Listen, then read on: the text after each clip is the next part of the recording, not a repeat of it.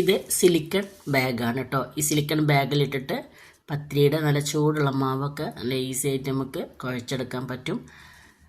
അപ്പം ഞാനിത് യൂസ് ചെയ്ത് നോക്കിയപ്പോൾ എനിക്ക് നന്നായിട്ട് തോന്നി. അപ്പം ഞങ്ങളായിട്ടൊന്ന് ഷെയർ ചെയ്യാമെന്ന് കരുതി. അപ്പോൾ ഇത് യൂസാക്കാത്തവരുണ്ടെങ്കിൽ ഇതൊന്ന് വാങ്ങി യൂസാക്കി നോക്കി, നല്ലതാണ്. ചൂടുള്ള മാവ് പത്തിരിക്ക് വാട്ടുന്നത് പോലെ തന്നെ വാട്ടിയിട്ട് ആ മാവ് ഞാൻ നേരിട്ട് ഇതിലേക്ക് ഇട്ട് കൊടുത്തിട്ട് അതിൻ്റെ ആ ഒരു ടൈ വെച്ചിട്ട് ടൈ ചെയ്തിട്ട് പ്രസ് ചെയ്ത് കണ്ട് നമുക്ക് എത്ര സോഫ്റ്റ് ആകണമെന്ന് വരെ അത്രയും കുഴച്ചെടുക്കാൻ പറ്റും കേട്ടോ. കയ്യിന് ഒരു ചെറിയ ചൂടുണ്ട്, നേരിട്ട് കുഴക്കുന്ന അത്രയ്ക്ക് കൈ പൊള്ളില്ല, പിന്നെ കയ്യിലൊട്ടില്ല. പത്തിരി കുഴയ്ക്കുക എന്നുള്ളതാണല്ലോ ഏറ്റവും ബുദ്ധിമുട്ടുള്ള കാര്യമാണ്. ആ ചൂട് കൊടുക്കുന്നത് കുഴച്ചെടുക്കുക, ചൂട് കൊടുക്കുന്നത് കുഴച്ചെടുത്താൽ മാത്രമേ പത്തിരി നന്ന് പെർഫെക്റ്റ് ആയിട്ട് വരികയുള്ളൂ.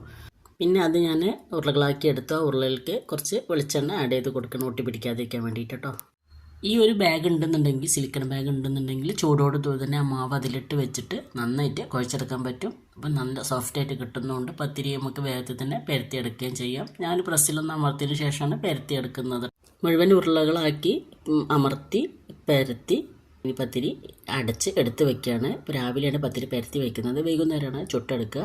അപ്പോൾ അതുവരെ ആ പത്തിരിക്ക് വിള്ളലൊന്നും വരാതിരിക്കാൻ വേണ്ടിയിട്ടാണ് നന്നായിട്ട് തന്നെ അടച്ച് എടുത്ത് വെക്കുന്നത് കേട്ടോ. സമൂസക്കുള്ള മൈദപ്പൊടി, അതിൽ ആവശ്യത്തിന് വെള്ളം കൂടി ഉപ്പും ആഡ് ചെയ്തിട്ട് ആ ബാഗിൽ തന്നെ ഇട്ടിട്ട് കുഴച്ചെടുക്കുകയാണ് ചെയ്തത്. നിങ്ങളിപ്പോൾ കണ്ടിട്ടുണ്ടാവും ഞാൻ ചെയ്യുന്നത്. അപ്പോൾ ഈ ബാഗ് നമുക്ക് ഈസി ആയിട്ട് മാവ് കുഴക്കാൻ പറ്റുന്ന നല്ല ഹെൽപ്ഫുള്ളായ ഒരു പ്രൊഡക്റ്റ് തന്നെയാണ്.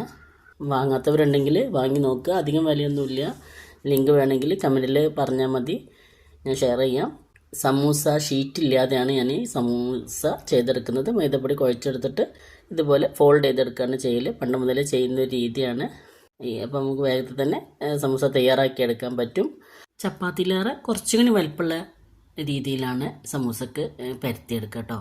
എന്നിട്ട് അതിനെ 4ആയിട്ട് കട്ട് ചെയ്തിട്ട് ഓരോ കോണിലും ഫില്ലിങ് വെച്ചിട്ട് ഫോൾഡ് ചെയ്തെടുക്കുകയാണ് ചെയ്യുന്നത്.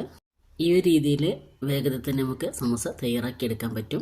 കട്ട്ലറ്റിന് വേണ്ടിയിട്ടുള്ള ഫില്ലിങ് തയ്യാറാക്കി വെച്ചിട്ടുണ്ടായിരുന്നു. അപ്പോൾ അത് ഈ ഷീറ്റിൽ തന്നെ ഇട്ട് കൊടുക്കുകയാണ്. സമൂസ ഉണ്ടാക്കി കഴിഞ്ഞതിന് ശേഷം അതിൽ തന്നെ ഇട്ട് കൊടുക്കുകയാണ്. എന്നിട്ട് ഇനി ജസ്റ്റ് ഒന്ന് പരത്തി കൊടുത്തിട്ട് കട്ട് ചെയ്തിട്ട് നമുക്ക് ഷേപ്പാക്കി എടുക്കാം കട്ട്ലറ്റിന്. അപ്പം അങ്ങനെ ഉരുള ഇട്ടുന്നതിന് പകരം ഞാൻ ചെയ്തൊന്ന് മാത്രം കേട്ടോ.